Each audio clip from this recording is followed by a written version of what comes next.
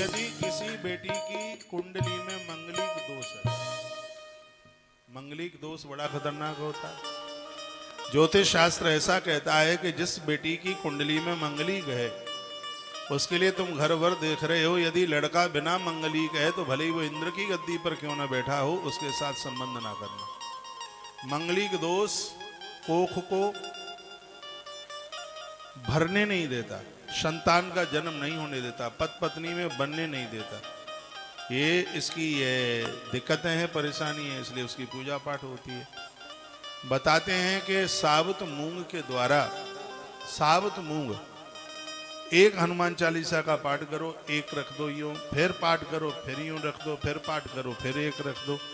ऐसे यदि 108 हनुमान चालीसा के पास पाठ हो गए हैं तो उस साबुत मूंग को उसका आटा बनाइए और फिर उसको बेजर के आटे में मिला करके उसकी रोटी बनाइए, उसको चोपड़िए, उसके ऊपर गुड़ और चना रखिए, फिर उसको बंदर को खिलाइए। इससे मंगलिक दोष शांत होता है, समाप्त तो नहीं होता लेकिन शांत होता है। हनुमान जी के हनुमान चालीसा में इतना बड़ा प्रभाव है। हनुमान चालीसा 40 दिन में लिखा गया। भगवान महादेव का जो श्राप लगा हुआ है, जिसको कीलक कहते हैं, किला हुआ है, श्राप लगा है, ये सापो, ये ग्रंथों को श्राप दे दिया भगवान महादेव ने। एक ऐसा हनुमान चालीसा है जिसके ऊपर श्राप का आज भी कोई प्रभाव नहीं है। बाबा तुलसी ने बहुत ग्रंथ लिखे हैं, रामचरितमानस से भी पहले बाबा तुलसी ने हनुमान चालीसा लिखा। गोस्वामी तुलसीदास जी महाराज का सबसे पहला ग्रंथ है हनुमान चालीसा और सबसे लास्ट का जो ग्रंथ है उसका नाम है कवितावली। सबके लास्ट में उन्होंने कवितावली लिखी है और सबसे पहले उन्होंने हनुमान चालीसा लिखा। अब ये जेल में हनुमान चालीसा कैसे लिखा गया? बात उस समय की थी जिस समय अपने गुरुदेव से राम कथा हनुमान जी गोस्वामी तुलसीदास जी अपने गुरुजी से राम कथा सुन रहे थे। इनके गुरुदेव का नाम है नरहरि दास। ये यूपी में एक जगह है, एटा के पास है। वहाँ के लोग यदि यहाँ बैठे होंगे तो उनको पता होगा। एटा से 10-12 किलोमीटर आगे एक जगह है कासगंज, उसे सूकर क्षेत्र बोलते हैं। नरहरि दास जी महाराज जी का आश्रम यहीं था, उसको सूकर क्षेत्र के नाम से जाना जाता है। अपने गुरुदेव के मुख से यहीं पर वो राम कथा सुन रहे थे गोस्वामी जी। कथा सुनने के बाद वो भ्रमण के लिए निकले, वहां से चले वो आगरा वाली सड़क पर। तो रास्ते में क्या हुआ कि किसी गांव से वो निकलते हुए जा रहे थे तो उस गांव में एक जवान मौत हो गई। एक 32 साल का एक युवक की उसकी मृत्यु हो गई। 150 आदमी उसके मृत शरीर के आसपास बैठे हुए बड़ी जोर से रो रहे थे। जिसकी मृत्यु हुई थी उसकी पत्नी ने महात्मा तुलसी को जाते हुए देखा। वह दौड़ करके और चरणों में आकर के गिर पड़ी और बहुत उसने रुदन किया। गोस्वामी तुलसीदास जी के मुंह से निकल गया शब्द, अखंड सौभाग्यवती भव। बेटी तेरी मांग का सिंदूर शाश्वत रहे, हमारा आशीर्वाद है। तो निकलते हुए जा रहे थे तो लोगों ने कहा, महात्मा तुम्हारा तो दिया गया आशीर्वाद है वो तो झुठला गया, उसका तो आदमी मरा पड़ा है। बाबा तुलसी पास आए और कहा कि तुम लोग थोड़ी देर के लिए मेरे साथ कीर्तन कीजिए। 150 लोगों से कीर्तन कराया। श्री राम जय जय राम हनुमान जी का फेवरेट कीर्तन है। बताते हैं 45 मिनट कीर्तन चला। 45 मिनट के तत्पश्चात मरे मुर्दे में चेतना आ गई, मरा हुआ मुर्दा खड़ा हो गया। गोस्वामी जी के मुख से एक जयकारा निकला, सियावर रामचंद्र की जय। ये सबसे पहला ये जयकारा है वो बाबा तुलसी के मुख से उसी समय निकला, सियावर रामचंद्र की जय। मुर्दा जिंदा हो गया, मरा हुआ व्यक्ति जिंदा हो गया। पूरे देश में ये बात हवा की तरह फैल गई तो बाबा तुलसी के द्वारा एक मृत व्यक्ति जिंदा हो गया। बहुत बड़ा प्रचार हुआ उस समय में और बात तो बहुत बड़ी थी, वो साधारण बात नहीं थी। उस समय अकबर का शासन था। अकबर के दरबार में रहने वाले किसी व्यक्ति ने सूचना अकबर को दी, कहा हिंदुओं में एक ऐसा महात्मा है, भगवान राम का इतना बड़ा भगत है कि जिसने एक मरे मुर्दे को जिंदा कर दिया। फतेहपुर सीकरी में उसकी गद्दी लगती थी उसकी। तो उसने गोस्वामी जी को बुलाया, बाबा तुलसी को सूचना उसने भिजवाई कि ऐसे ऐसे बादशाह ने याद किया। गोस्वामी तुलसीदास जी ने कहा कि हम तो अनुष्ठान में बैठे हैं, क्योंकि बाबा तुलसी कोई सरकारी महात्मा तो था नहीं, हाँ, चापलूस तो करने वाला वो था नहीं। उसने कहा मैं आ नहीं पाऊंगा, मैं इस समय भगवान के किसी विशेष कार्य में हूं। तो अकबर को बहुत बुरा लगा और अकबर ने अपने अनुयायियों को भेजा, जबरदस्ती से तुलसीदास जी को उठवाकर और फतेहपुर सीकरी की जेल में ले जाकर के बंद कर दिया। निर्दोष, कोई भी उनकी कोई गलती नहीं थी, बस ये था कि उसके हुक्म को नहीं माना, उनको जेल खाने में बंद कर दिया। अब तुलसी ने सोचा कि जेल में तो हम लग ही गए हैं, करें क्या। तो पहले दिन में उन्होंने एक चौपाई लिखी, दूसरे दिन में दूसरी चौपाई लिखी, 40वें दिन में उन्होंने लास्ट की चौपाई लिखी। लास्ट की चौपाई क्या थी? जो ये पढ़े हनुमान चालीसा, जो ये पढ़े हनुमान चालीसा, होए सुरसा की गौरीसा।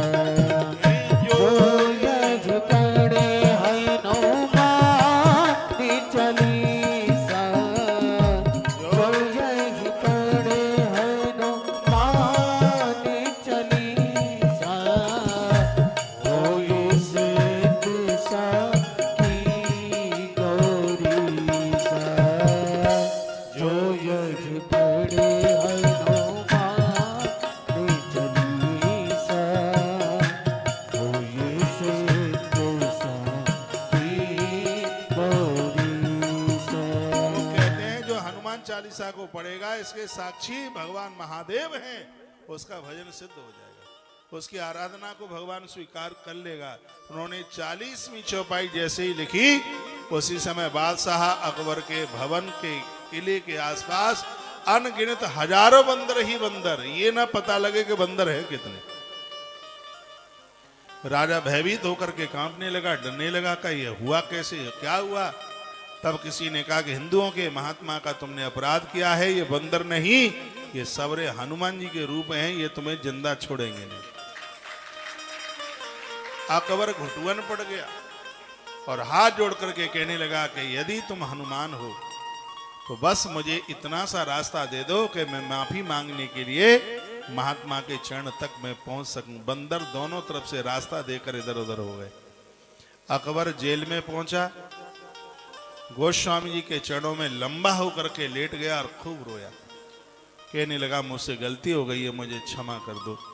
बाबा तुलसी ने कहा कि आज ही फतेहपुर सीकरी छोड़ करके चला जा, नहीं तो तेरे माथे के टुकड़े टुकड़े हो जाएंगे, और जब तक जिंदा रहे तब तक लौट करके यहाँ दोबारा आना मत। वहीं से अकबर ने दिल्ली को अपनी गद्दी बनाया, जब तक जिंदा रहा वो फतेहपुर सीकरी लौट करके नहीं गया। हनुमान चालीसा की रचना यूपी के फतेहपुर सीकरी, भरतपुर रोड पे पड़ता है ये स्थान। आगरा से आप भरतपुर के लिए जाएंगे तो यह शहर रास्ते में पड़ता है, फतेहपुर सीकरी। और वहां के जेल खाने में हनुमान चालीसा लिखा गया है, जो 40 चौपाइयां हनुमान चालीसा की नित्योच्चारण करते हैं।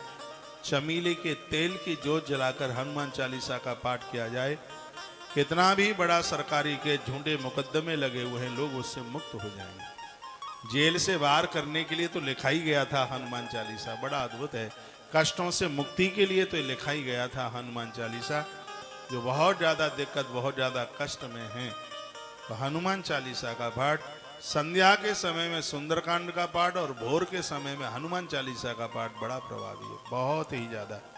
यूं तो चाहे जब कीजिए, लेकिन संध्या काल में ऐसा बताते हैं कि सुंदरकांड का पाठ घृत का दिया जलाकर बड़ा प्रभावी है। हनुमान चालीसा का पाठ चमेली के तेल की जोत जला करके कीजिए, एक अनुष्ठान के रूप में कीजिए, आनंद हो जाएगा। ज्यादा नहीं, 11 हनुमान चालीसा का पाठ 11 दिन कर लीजिए, सगरे काम बिगड़े हुए बिल्कुल बन जाएंगे। इतना बड़ा प्रभाव हनुमान चालीसा का है। हनुमान जी बड़े प्रसन्न होते हैं। कल भी मैंने निवेदन किया था, अकौए के पत्ते की माला पहनाकर हनुमान जी को, चमेली के तेल की जोत जलाकर यदि उनको हनुमान चालीसा सुनाया जाए किसी ने जादू टोना टोटका उल्टा पुल्टा कर दिया है, सबसे मुक्ति मिल जाती है। हनुमान जी की पूजा तांत्रिक रूप में नहीं, उसको सात्विक रूप में कीजिए। तुलसी की माला पहनकर, रुद्राक्ष धारण करके, सात्विक होकर। हनुमान जी की पूजा करने वाले लोग लहसुन प्याज तक का परहेज करते हैं। लाल वस्त्र पहन करके, धुले हुए वस्त्र पहन करके और उनका पाठ किया जाए, उनका बंधन पूजन किया जाए, तो बजरंगी को प्रसन्न होने में बिल्कुल देर नहीं लगती। हनुमान जी की बड़ी से बड़ी पूजा 27 दिन में सिद्ध हो जाती है। और वर्तमान समय में इस कलिकाल में तो एक वरदान है हनुमंत लाल। जो सतवार पाठ कर कोई, छूटे हैं बंद महासुगोई। 100 पाठ हनुमान जी के सत्यता के साथ पवित्र मुख से कर लिए जाए तो संसार के संपूर्ण भव बंधनों से व्यक्ति अलग हो जाता है। ऐसे बजरंगी, ऐसे श्री हनुमंत लाल जी महाराज, प्रभु श्री राम जी का कोई भी काम उनके बिना चलता नहीं। जिस समय लक्ष्मण को शक्ति लग गई, लक्ष्मण बिल्कुल अपने आप में एकदम बिल्कुल बेहोश थे, तो उस समय वहां बैठे तो बहुत थे, लेकिन हनुमान जी को ही बार बार पुकार करके प्रभु श्री राम जी आंसू बहाते। आइए 2-3 पंक्तियां। आ लौट के आजा हनुमान, तुझे तेरे राम बुलाते हैं, लक्ष्मण के बचा लो प्राण, तुझे तेरे राम बुलाते हैं। स्वर्ग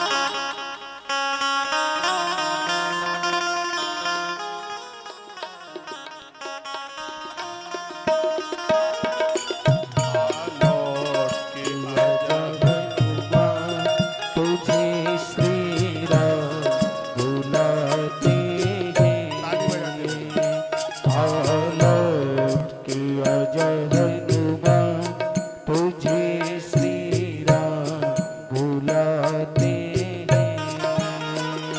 लक्ष्मण के बचा लो प्राण, लक्ष्मण के बचा लो प्राण, तुझे श्री राम बुलाते हैं। आलोक के अजय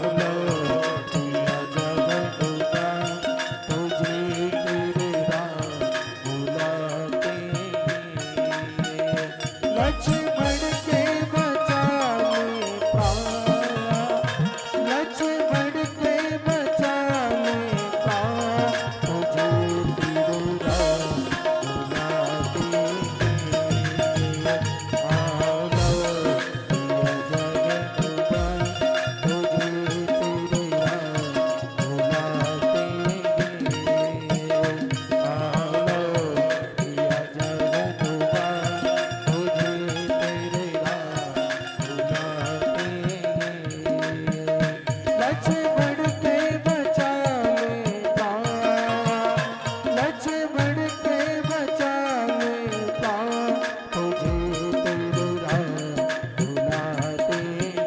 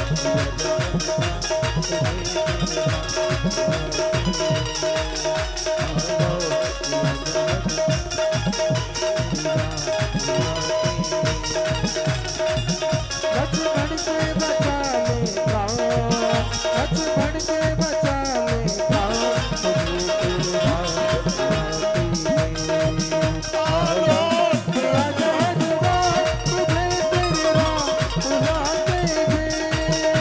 आलो प्रिय जगदुआ तुझे तेरे राम बुलाते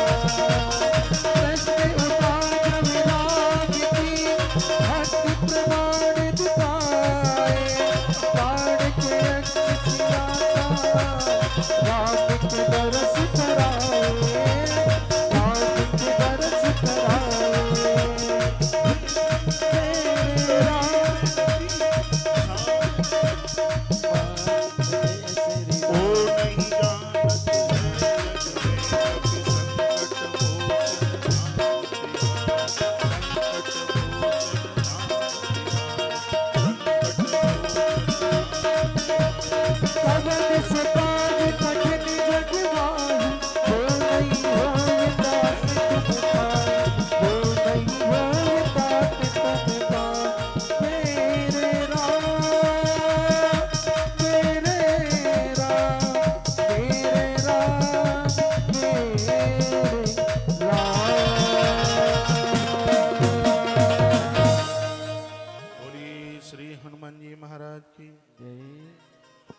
विवेक विहार वाले हनुमान जी महाराज की जय। नमः पार्वती पतये हर हर महादेव। जय जय श्री राधेश्याम। जय जय श्री राधेश्याम। ये मनोकामना पूर्ण हनुमान जी है। जो लोग यहाँ से जुड़े हैं वो इस बात का एहसास करते होंगे। मांगने में देर लग सकती है लेकिन बजरंगबली को देने में देर नहीं लगती। कलकाल में संपूर्ण इच्छाओं को परिपूर्ण करने वाले श्री हनुमंत लाल जी महाराज, जिनकी कथा बड़ी अद्भुत है। जिस समय कैप्टन जामवंत ने यह कहा था कि तुम्हें पता है कि तुम्हारा जन्म काय के लिए हुआ, हनुमान जी ने कहा काय के लिए हुआ? का राम काज लगी तब अवतारा, तुम्हारा जन्म प्रभु राम के कार्य के लिए हुआ है। इतना कहा, हनुमान उछल पड़े और कहा जय श्री राम। सुनते ही भय पर्वत आकारा, पर्वत के आकार के हनुमान हो गए। और उनके मुंह से जो शब्द निकला वो राम जी के टोली में कोई ये वाक्य नहीं बोल पाया। निराभिमानी होकर, अभिमान नहीं है हनुमान जी को। कपिशेन संग संहार निश्चर राम सीता है आनी।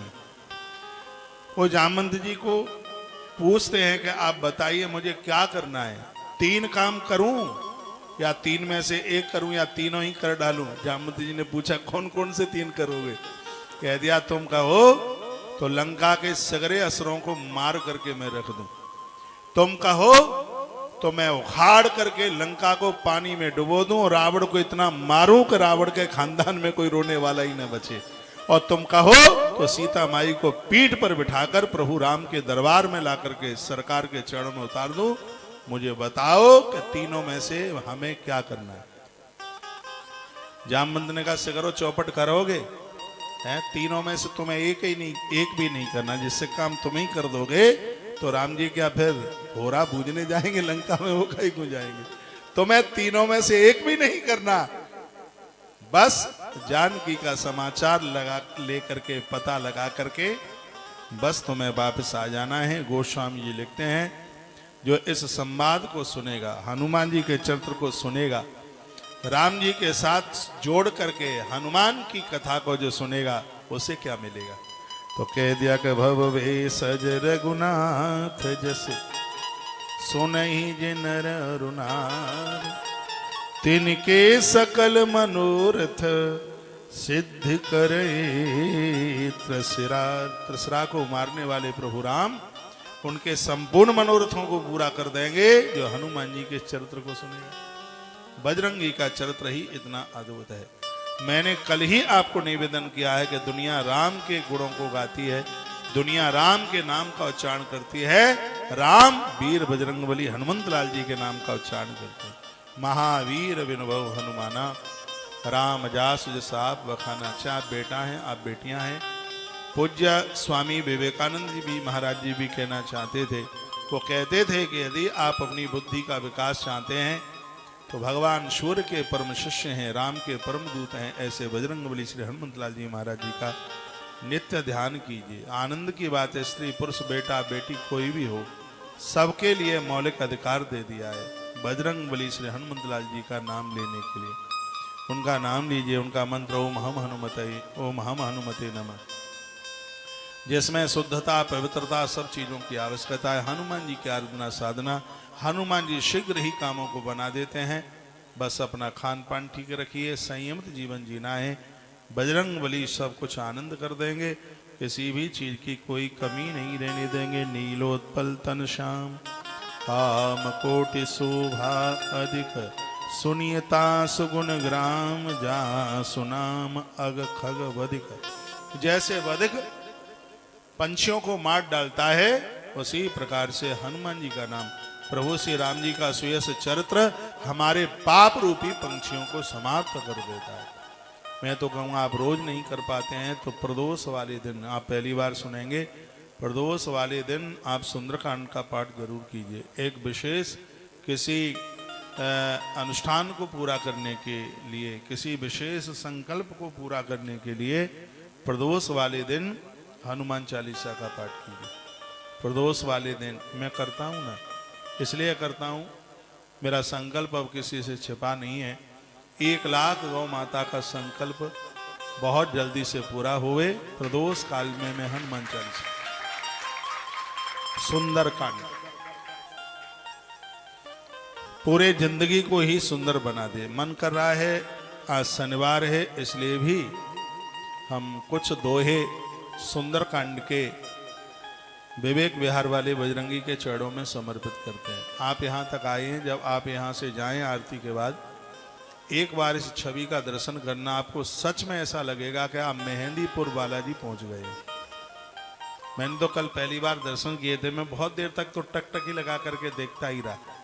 चांदी के शिलालेखों पर, चांदी के चित्र पटल पर पूरा हनुमान चालीसा लिखा है। ये तो मैंने आज ही देखा, कल तो हम देख ही नहीं पाए। कल तो खुशी इतनी प्रसन्नता में बस परिक्रमा ही कर रहे थे, प्रणाम कर रहे थे, लेकिन आज मैंने देखा सब चांदी की पत्राओं पर शायद पूरा हनुमान चालीसा लिखा है। सही बोल रहा हूँ मैं? हाँ, कुछ चौपाइयाँ परिक्रमा करते करते मैंने पढ़ी है। जो यहाँ के नज़दीक हैं, करीब हैं, वो तो यहाँ दर्शन कर ही पाएंगे, लेकिन जब भी मैं विवेक विहार के अगल बगल से निकलूंगा, तब बालाजी हनुमंत लाल जी महाराज जी का दर्शन जरूर करूंगा। मैं दिल्ली में बहुत आता हूँ, सबसे ज्यादा तो दिल्ली में ही आता हूँ। दिल्ली के लोग बहुत अच्छे हैं, धार्मिक हैं, पारमार्थिक हैं, सब जगह के लोग यहाँ बसते हैं। आपके मुंह की बड़ाई नहीं है, मैंने देश में बड़े बड़े अनुष्ठान आयोजन किए हैं, लेकिन जब से दिल्ली में मेरा आना कई वर्षों पहले हुआ है, जब से दिल्ली में आना हुआ है, तब से पीछे मुड़ करके नहीं देखना पड़ा। इतने बड़े बड़े काम हुए हैं, किसी को जलन नहीं हो।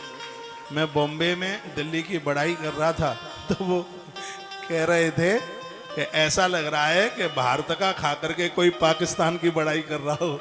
मैंने कहा ऐसी बात नहीं है, ऐसे प्रमाण मत दीजिए, दिल्ली दिल वालों की है। यहाँ सच में बहुत लोग उदार हैं। दुनिया में सबसे ज्यादा कथाएं दिल्ली में होती हैं। हर मंदिर में देखिए, आसपास देखिए, हमारे श्री वृंदावन में उस वक्ता की बड़ी वैल्यू है जिसका कब्जा दिल्ली के ऊपर है। हाँ, दिल्ली ऐसी। पूज्य श्री डोंगरे जी महाराज के शिष्य होते थे पूज्य कमलेश जी महाराज। हो सकता है इनमें थोड़ी ढलती हुए उम्र के लोग बैठे होंगे, तो वो उन्हें जरूर जानते होंगे। पूज्य श्री कमलेश जी महाराज डोंगरे जी महाराज के शिष्य होते थे और वो दिल्ली में बहुत आते थे। वो दिल्ली की बड़ी महिमा का वो गायन करते। ये इलाका बड़ा पावन है। बहुत समय पहले यहाँ विवेक विहार में पूज्य श्री विजय कौशल जी महाराज जी की कथा चल रही थी। अब ये तो मुझे नहीं पता है कि कहाँ कौन से इलाके में। मेरे गुरुजी की कथा चल रही थी कैलाश नगर, यही है कैलाश नगर, यमुना पार है, गांधी नगर के पास। वो है महावीर स्वामी पार्क, बिल्कुल गांधी नगर, कैलाश नगर ही है, क्या नाम है उसका? हाँ यही है। तो वहाँ मेरे गुरुजी की कथा हो रही थी। टाइम काफ़ी हो गया है, ये मैं चर्चा कर रहा हूँ मेरे हिसाब से 1998 की बात होगी, पुरानी बात है। तो उनकी ये धर्म महाराज जी की, विजय कौशल जी महाराज जी की राम कथा थी। बस मुझे इतना सा ध्यान है कि विवेक विहार था वो, यहीं कहीं आसपास उनकी कथा रही हो। क्या अद्भुत कथा थी, क्या आनंद कर देने वाली कथा। इतना बड़ा पंडाल, हम तो बच्चे ही जैसे थे, पढ़ाई लिखाई चल रही थी। तो तब मैंने जरूर विवेक विहार को पहली बार देखा। इतने वर्षों के बाद में दूसरी बार विवेक विहार देखा है। बीच में कभी आना नहीं हो पाया, अगल बगल से निकल गए होंगे। बड़ा अच्छा लग रहा है, बढ़िया लग रहा है। 2 दिन के लिए आया हूँ। मैं तो निकलता हुआ जा रहा था भोपाल के लिए, मेरी कल सुबह की फ्लाइट ही थी इधर से उधर। बैसाख का महीना पूरा हो गया था और बस ऐसे ही हनुमान जी महाराज की कृपा। और वो बच्ची, वो क्या नाम है, पारुल, बोले महाराज जी आप इधर से जा रहे हैं, प्लीज प्लीज प्रार्थना है 2 दिन की हनुमान जी की कथा। पहले तो 1 दिन बोल रही थी, 1 दिन की हनुमान जी की कथा। इतना सुंदर मंदिर है, आप दर्शन कर लोगे तो झूम उठोगे, नाच पड़ोगे दर्शन करके। और वही हुआ। तो पहले 1 दिन का कार्यक्रम बना और आज उनकी कृपा से आज ये दूसरा दिन भी समर्पित हो रहा है। और आइए कुछ हम चौपाइयाँ सुंदरकांड की, मैंने लंका में सुंदरकांड कहा है, श्रीलंका, पहले तो लंका ही थी। जब हमारी माता जानकी वहां जाकर के पहुंची तो लंका से श्रीलंका हो गई, पहले तो खाली लंका ही थी। माता जानकी वहां अशोक वाटिका, मैं अशोक वाटिका में कथा करके आया श्रीलंका में, और अपने देश में भी बहुत सुंदरकांड के ऊपर मुझे लगता है 15-15 दिन की कथा हुई है। मैं कुछ समय में, और हनुमान जी का जो दिव्य चरित्र है और सुंदरकांड तो जीवन को सुंदर ही बना देता है। जो चौपाइयाँ जिनसे आती हैं, एक दोहा सामूहिक बोलेंगे, और बजरंगबली के जो कुछ अद्भुत उसमें प्रभावशाली चरित्र हैं उनको कुरेदने की कोशिश करते हैं। उनकी महिमा तो सुख से शारदा भी पूरा नहीं कर सकती। हनुमान जी हैं ही अपने आप में इस प्रकार के। आइए श्री सुंदरकांड, सुंदरकांड में 60 दोहे, घृत का दिया जला करके, लाल वस्त्र पहन करके और इसका पाठ किया जावे। यदि हनुमान जी के सन्मुख बैठ करके पाठ किया जावे तो बहुत जल्दी इसमें सिद्धि मिल जाती है, बहुत आनंद हो जाता है। अतुलित बल धामम हेम शैलावदेहम धनुज बन कृशानम ज्ञानिनामाग्रगण्यम सकल गुण निधानम वानराणामधीशम रघुपति प्रिय भक्तम मात जातम नमः। आपको ध्यान है, कल मैंने निवेदन किया था कि यह श्लोक एक बार आपने बड़े भाव से इस श्लोक का उच्चारण कर लिया है तो एक बार सुंदरकांड का पाठ करने का फल प्राप्त होता है, यदि आपने 5 बार इस श्लोक का उच्चारण कर लिया है। फिर बोलिए, अतुलित बलधामम हेम शैलावदेयम धनुजवन कृशानम ज्ञानिनामाग्रगण्यम सकल गुण निधानम वानराणामधीशम रघुपति प्रिय भक्तम वात जातम नमामि। अतुलित बलधामम हेम शैलावदेयम धनुजवन कृशानम ज्ञानिनामाग्रगण्यम सकल गुण निधानम वानराणामधीशम रघुपति प्रिय भक्तम वात जातम नमामि। अतुलित बलधामम हेम शैलावदेहम धनुज बल कृशानम ज्ञानिनामग्रगण्यम सकल गुण निधानम वानराणामधीशम रघुपति प्रिय भक्तम वात जातम नमामि। अतुलित बलधामम हेम शैलावदेहम धनुज बल कृशानम ज्ञानिनामग्रगण्यम सकल गुण निधानम वानराणामधीशम रघुपति प्रिय भक्तम वात जातम नमामि। सुंदरकांड श्री ब्रह्मा जी के वाक्य से आरंभ होता है। ब्रह्मा जी बोले हैं और शंकर जी उस कार्य को पूरा करते हैं। शिव ही हनुमान आकर के बने हैं और ब्रह्मा ही श्री जामवंत आकर के बने हैं। इन तीनों देवताओं की लीला चल रही है, बड़ी अद्भुत। नारायण की शक्ति अशोक वाटिका में बैठी हुई है। अशोक वाटिका हृदय की वाटिका है। आपके अंदर कितने भी दुर्गुण भरे हुए हों, कितनी भी कमजोरियां हों, यदि आपने हृदय में भक्ति माता को बिठा दिया है, एक दिन कोई संत हनुमान आएगा, दुर्गुणों की लंका को जला करके और हमारे यहाँ प्रभु राम को संदेशा देकर उसे लेकर के आ जाएगा। जीवन कल्याण में हो जाएगा, जीवन आनंद में हो जाएगा। रावण में अनेक दुर्गुणों की खान है, दुर्गुणों से भरा हुआ है। बस काम एक उसने इतना बढ़िया कर दिया है, हृदय की वाटिका में उसने भक्ति मती माता जानकी को बिठा दिया। और मैं कहना चाहूंगा, ये मैं कोई रावण का पक्षधर नहीं हूं, लेकिन इन कथाओं को पढ़ करके सुन करके लगता है कि ये आदमी बड़ा होशियार निकल गया। जब भी माता जानकी को मिलने को गया तब मंदोदरी को संग लेके गया। एक भी प्रमाण ऐसा नहीं मिलता रावण अकेले में माता जानकी को मिलने के लिए गया हो। रावण अपना उद्धार आत्म कल्याण चाहता था।